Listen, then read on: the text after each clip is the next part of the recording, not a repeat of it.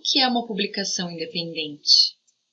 Na verdade, o conceito não tem mistério, é toda obra lançada através da autopublicação, ou seja, sem a mediação de uma editora tradicional, sendo o publicador, autor ou artista o responsável pelo desenvolvimento de cada etapa do processo criativo até o resultado final.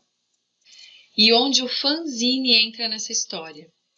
O fanzine é o exemplo mais clássico de publicação independente. O nome fanzine é uma abreviação de Fanatic Magazine, que quer dizer revista de fã. É uma publicação não profissional e não oficial, produzida por entusiastas de uma cultura, em particular o fenômeno, como um gênero literário ou musical.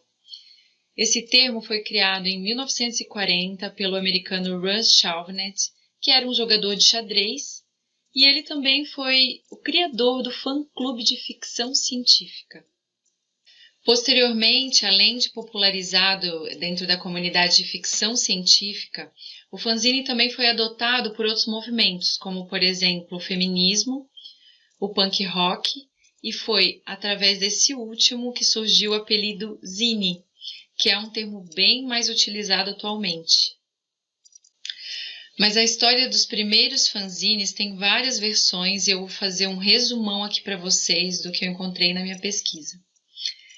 Em 1876, nascia nos Estados Unidos a Amateur Press Association, APA, que em tradução livre quer dizer Associação de Impressão Amadora, que era um grupo de pessoas que produziam páginas individuais ou zines, com textos, coleções de histórias, poesia e comentários amadores, que eram enviados a uma central de envio para agrupamento, e as publicações eram distribuídas a todos os membros do grupo.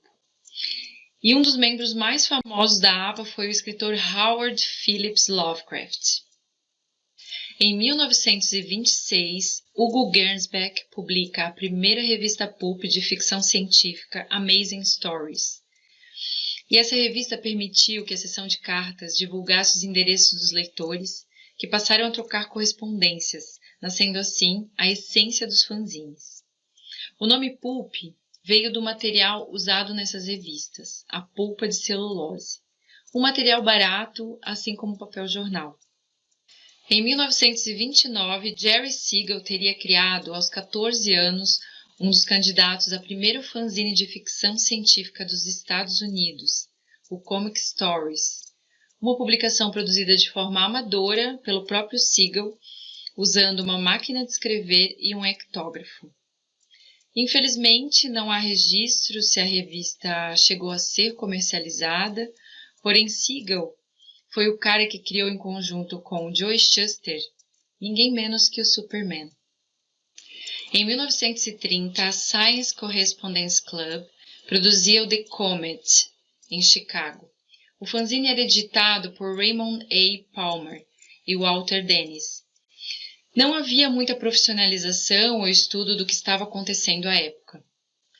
Em 1940, nasce o termo fanzine, criado por Russ Chauvenet, para designar essas publicações amadoras. Em 1947, Malcolm Willits e Jim Bradley lançam The Comic Collector's News, oficialmente o primeiro fanzine sobre quadrinhos. Em 1955, o Prêmio Hugo, premiação para obras de fantasia e ficção científica, incluiu uma categoria para os fanzines. Em 1962, foi lançado na França o fanzine Gif Wif, do clube The Bande Dessinée. O fanzine contou com a presença de entusiastas dos quadrinhos, como o jornalista Francis Lacassagne e o diretor Alain Resnais. No Brasil, o primeiro fanzine nasceu no dia 12 de outubro de 1965, criado pelo desenhista piracicabano Edson Rontani, que entrou para a história dos quadrinhos brasileiros ao criar o primeiro fanzine do país dedicado à nona arte. Ainda denominado Boletim Informativo, Ficção estreou em mimeógrafo a tinta, com textos e ilustrações em preto e branco. Apresentando matéria e notícias datilografadas com desenhos do próprio Rontani, A publicação durou cerca de 12 edições, sempre divulgando curiosidades sobre personagens dos gibis, editoras da época e publicações do gênero.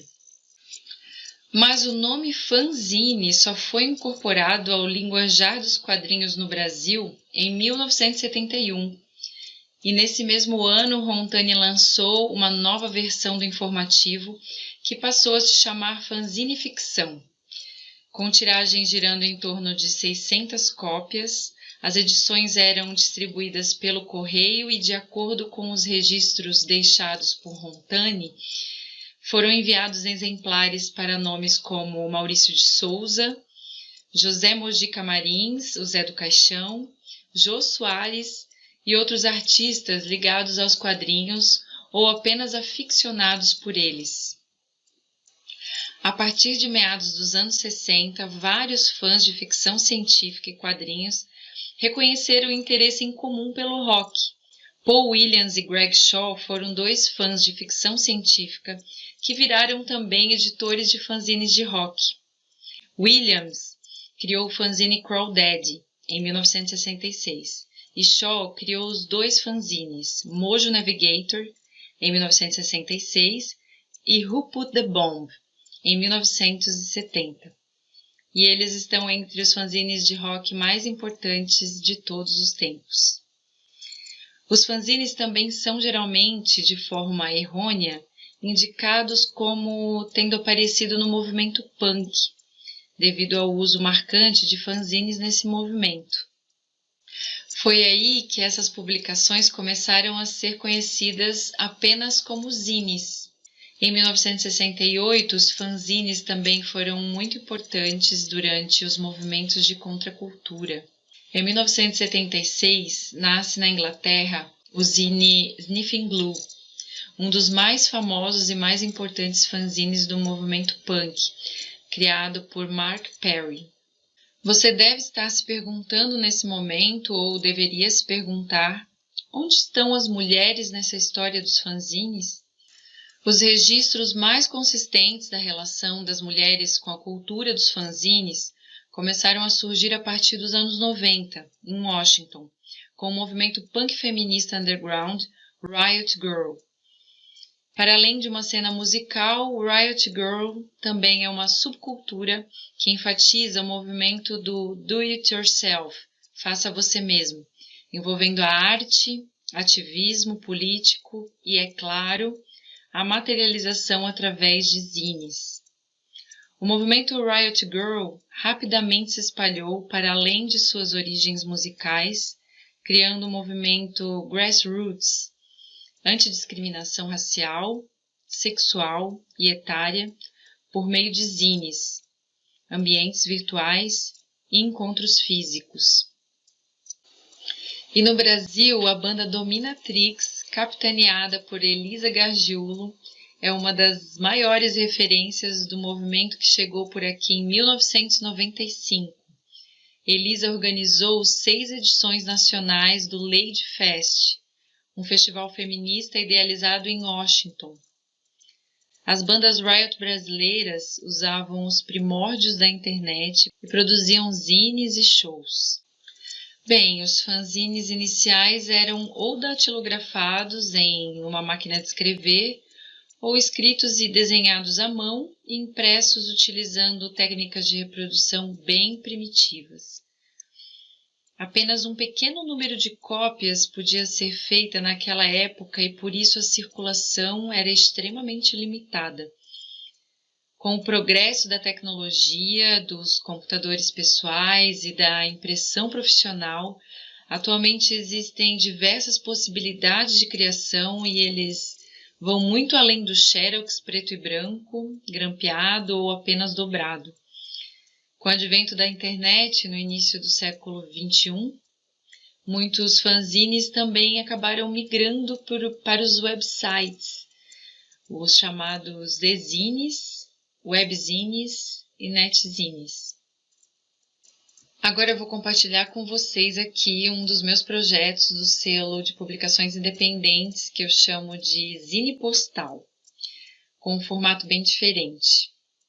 Então, a capa dele é com papel perolado e com a seguinte frase: das vezes que eu senti saudade de alguém, mas nunca enviei um cartão postal. E na parte de dentro a questão vai sendo resolvida. Contém 7 chances para você não cometer o mesmo erro que eu. Com 7 cartões postais, mais 7 envelopes destacáveis, prontinhos para serem enviados.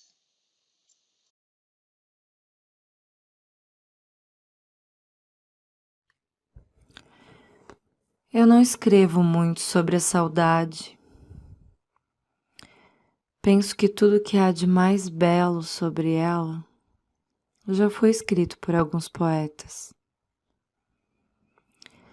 Talvez a saudade seja o nosso sentimento mais constante, que nasce espontaneamente e que às vezes dói tanto que queremos matá-la.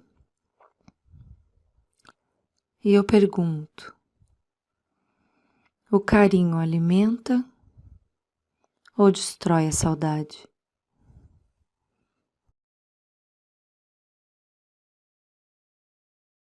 Hoje eu vou compartilhar com vocês o meu processo criativo no decorrer do projeto Fanzine, Arte e Feminismo. Em 2016, eu ingressei numa especialização em História da Arte e a temática da minha pesquisa foi se desenhando no decorrer do curso. Mas a minha primeira ideia era fazer um levantamento das artistas colagistas ao longo da história. Assim que eu iniciei a pesquisa, eu esbarrei com algumas questões que foram essenciais para o desdobramento desse projeto. A primeira questão passava pela falta de informação e de material bibliográfico para o desenvolvimento da pesquisa. Onde estavam essas informações? Onde estavam essas artistas que produziram colagens no decorrer da história? Algo me dizia que elas existiram e muitas, mas por algum motivo não puderam contar suas histórias. E além disso, o lado que escrevia a história não achava relevantes seus trabalhos e suas trajetórias. A segunda questão foi que, já no início da pesquisa, eu fui me deparando com um termo muito recorrente: mulheres artistas ou artistas mulheres. E, de certo modo, esse termo começou a me incomodar. Por que, eu me perguntava, que numa exposição de homens, esse termo que indica o gênero não vinha antes da palavra artista? A partir desse questionamento, eu senti uma necessidade muito grande de pegar outros caminhos e mergulhar mais profundamente na questão do gênero, para tentar responder pelo menos essas duas questões. Então, o título do meu trabalho surgiu muito espontaneamente, por ser um questionamento recorrente no decorrer da minha pesquisa. Por que, em pleno século XXI, ainda precisamos do termo mulheres artistas? Eu vou compartilhar com vocês, nesse momento, o resumo e a introdução dessa minha pesquisa. Este estudo percorre a trajetória do gênero feminino no meio artístico ao longo da história até os dias atuais, a partir de fatos que comprovam sua desigualdade em uma sociedade extremamente patriarcal, através do cerceamento institucional, dos meios de comunicação, de crenças médicas infundadas, dos críticos de arte, onde imperavam e ainda imperam o gênero masculino. Sendo assim, o presente artigo tem como objetivo propor uma reflexão sobre a luta das mulheres artistas por igualdade que já dura há mais de um século e que, infelizmente, está longe de chegar ao fim. O ensejo de desenvolver essa pesquisa surgiu a partir de anseios e experiências pessoais sendo uma mulher artista. Ao questionar-me sobre a representatividade das mulheres na atualidade, imediatamente surgiu a questão do gênero, que emergiu como um pus de uma ferida profunda que precisava ser mexida. O primeiro ponto, crucial para a pergunta que formula o título deste artigo, iluminou-se através de uma passagem do trabalho de conclusão de curso de Júlia Moura Godinho, que questiona, a partir de uma análise feminista da arte, o porquê de insistirmos dizer mulheres artistas, enquanto para os homens artistas não se utiliza tal classificação, referindo-se a eles apenas como artistas. E ela vai além, formulando outra reflexão a partir dos espaços de arte, onde a questão de gênero surge, passível de análise, quando se há mais de 2 mulheres artistas em alguma exposição, diferentemente de uma exposição que reúne apenas obras de homens artistas, que, geralmente, é organizada por qualquer outro princípio, como estilo artístico, localização geográfica, entre outras temáticas.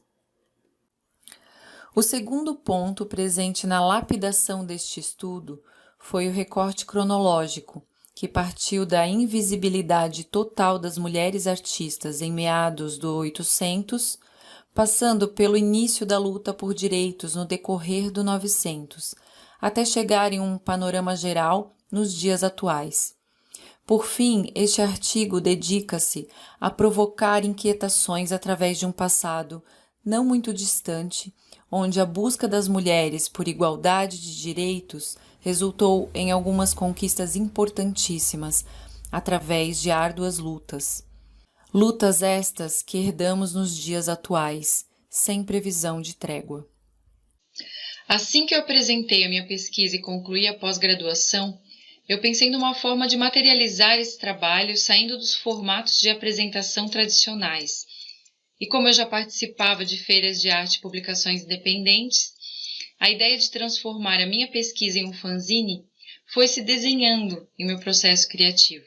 Então, em 2018, eu lancei 2 volumes desse fanzine com alguns trechos desse artigo.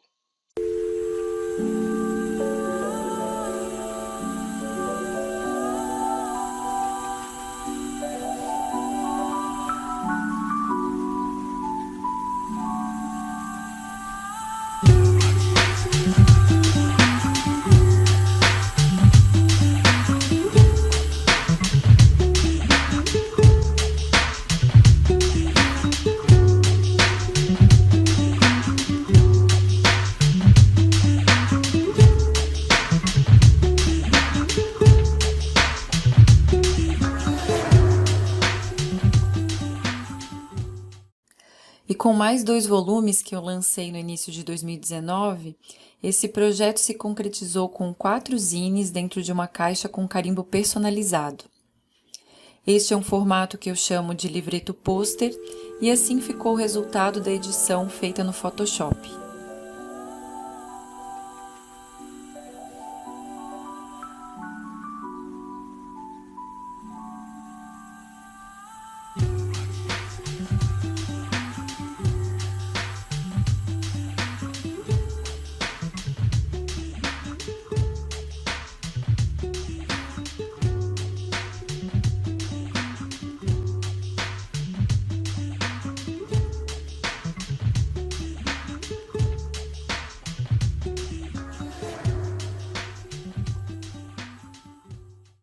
Quando se formula a pergunta quais foram os principais filósofos iluministas, certamente uma miríade de nomes masculinos desponta espontaneamente. Baruch Spinoza, John Locke, Pierre Bell, Isaac Newton, Montesquieu, Voltaire, Benjamin Franklin, Jean-Jacques Rousseau, Immanuel Kant, Benjamin Constant, entre outros. O Iluminismo foi um movimento cultural revolucionário que tinha como objetivo reformar a sociedade e modernizar o pensamento vigente. Procurou mobilizar o poder da razão, foi contra a intolerância da Igreja e do Estado. E estes mesmos intelectuais que prezavam, além da razão, pela igualdade e pela liberdade, paradoxalmente excluíram todas as mulheres destes mesmos direitos. O Iluminismo ficou conhecido também como Século das Luzes. E, se no decorrer da Idade Média haviam algumas frestas iluminando as mulheres, a partir da Idade Moderna foi somente escuridão.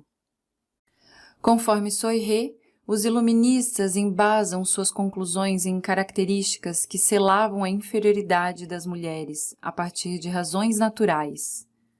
De acordo com a maioria dos filósofos iluministas, paixão, imaginação, mas nunca a razão, constituíam-se em qualidades das mulheres.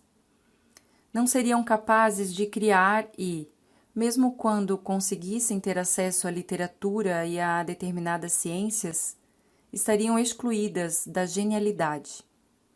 A beleza, atributo desse sexo, era incompatível com as faculdades nobres, figurando o elogio do caráter de uma mulher como uma prova de sua fealdade.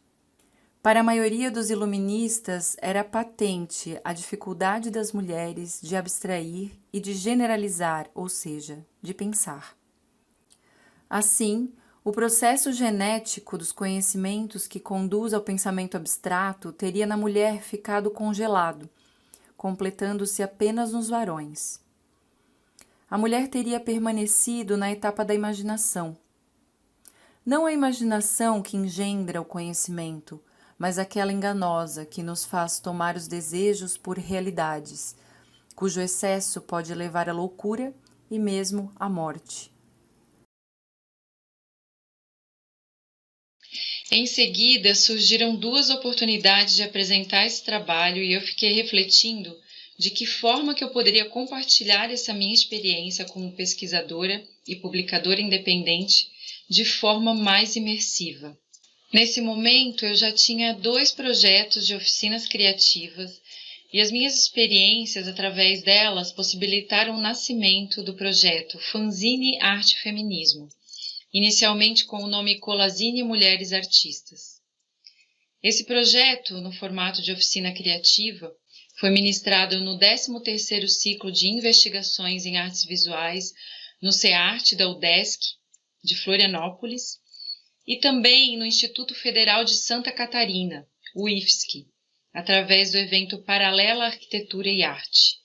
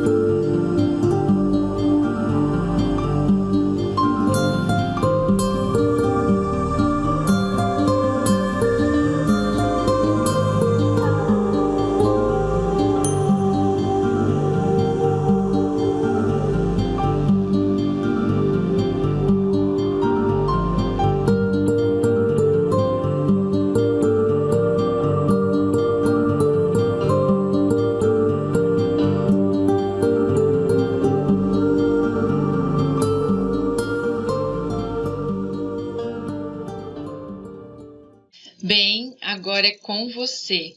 Procure uma artista que você não conhece a trajetória e pesquise sobre ela.